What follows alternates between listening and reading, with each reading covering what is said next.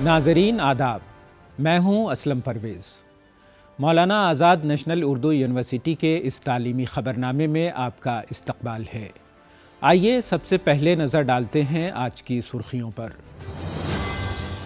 गुज़िश्ता दहाई में मयार तालीम के लिहाज से मुल्क में आई है बड़ी तब्दीली, सदर जमहूरिया का बयान। हुकूमत हिंद ने उर्दू यूनिवर्सिटी के वाइस चांसलर को किया पद्मश्री अवार्ड से सरफराज।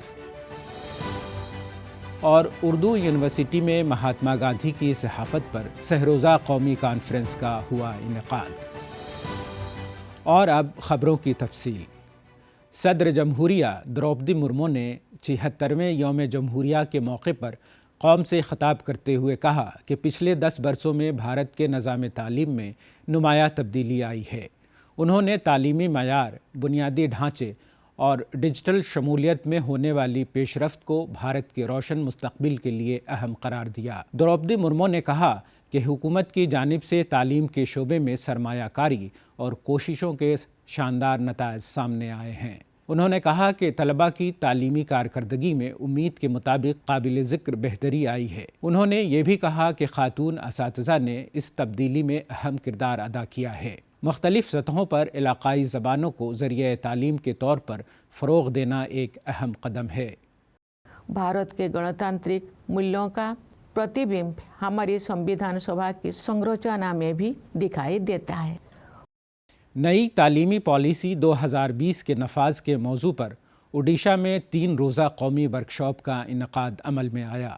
इस मौके पर NCERT के डायरेक्टर दिनेश प्रसाद सकलानी ने कहा कि नई तालीमी पॉलिसी के तहत 10वीं और 12वीं के इम्तहानात में कोई तब्दीली नहीं की जाएगी।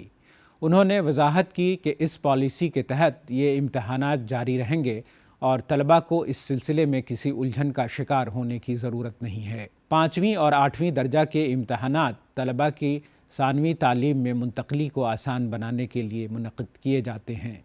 इसमें नाकाम तलबा को दूसरा मौका दिया जाता है ताकि वो तालीमी चैलेंजेस का बेहतर तौर पर सामना कर सकें। टेक्नोलॉजी बड़ा टूल है, तो इंटीग्रेशन ऑफ टेक्नोलॉजी भी एक बड़ा प्रिंसिपल है जिसके माध्यम से कि हम किताबों को सही ढंग से एम्पावर्ड कर सकते हैं।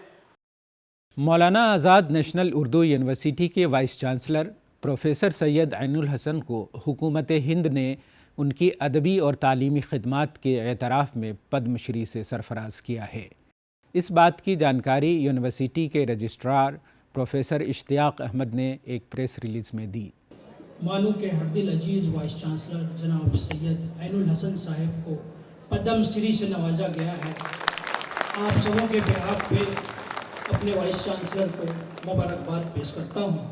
उन्होंने बताया कि इस खबर से मानू के असातिज़ा और तलबा में खुशी का माहौल है और वाइस चांसलर को मुख्तलिफ़ अंदाज से वो मुबारकबादियाँ पेश कर रहे हैं। प्रोफेसर सैयद ऐनुल हसन तवील अरसे से जवाहर लाल नेहरू यूनिवर्सिटी दिल्ली में शोबे फ़ारसी के उस्ताद रहे हैं। इस दौरान वो अपनी शायरी और तहक़ीक़ी कामों के ज़रिए उर्दू और फ़ारसी ज़बान व अदब की खिदमत करते रहे। मौलाना आज़ाद नेशनल उर्दू यूनिवर्सिटी के वाइस चांसलर की हैसियत से उन्होंने कई गिरा कद्र तालीमी खिदमात अंजाम दी हैं। इनमें मानू के हैदराबाद कैंपस में स्कूल ऑफ लॉ के आगाज़ और हिंदुस्तान के दिगर शहरों में यूनिवर्सिटी के शाखों की तोसी शामिल हैं। कहते हैं कि इंसान को खुदा की रहमत से मायूस नहीं होना चाहिए, और एक तरफ मैं शुक्रगुजार हूँ अपने उस माबूद हकीकी का, और दूसरी तरफ मैं भारत सरकार के हक़ में ये कहना चाहता हूँ कि उन्होंने मेरा इंतखाब पद्मा अवार्ड के लिए जो किया उसके लिए मैं बेहद मशकूर हूँ। मौलाना आज़ाद नेशनल उर्दू यूनिवर्सिटी की जानिब से माहौलियात के तहफ़्फ़ुज़ के लिए कई इक़दामात किए जा रहे हैं। हुकूमत की जानिब से यूनिवर्सिटी को ग्रीन कैंपस के एज़ाज़ से भी नवाजा गया है।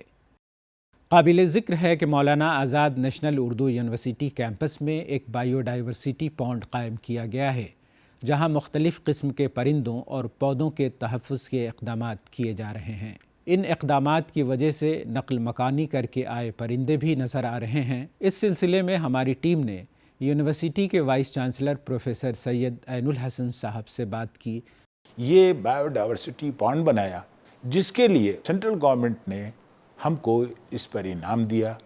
اسی کے ساتھ ساتھ اسٹیٹ گورنمنٹ نے بھی اس کو ریکگنائز کیا اور ہمیں انعامات سے نوازا. اب ہم اس صورت سے ایک ایسے مقام پر ہیں جہاں آج تک کوئی 7-8 لاکھ روپے کے جو شجر تھے، جو پودے تھے، وہ ہمیں دیے گئے.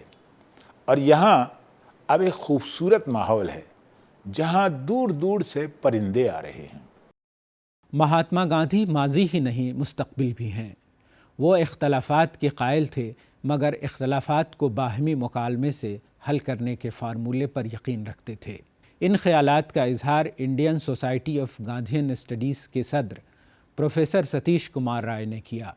وہ مولانا آزاد نیشنل اردو یونیورسٹی کے شعبۂ ترسیل عامہ و صحافت میں سوسائٹی کی 45ویں سالانہ کانفرنس سے خطاب کر رہے تھے. شعبۂ ترسیل عامہ و صحافت اور ISGS کے اشتراک سے اس سہروزہ کانفرنس کا انعقاد عمل میں آیا.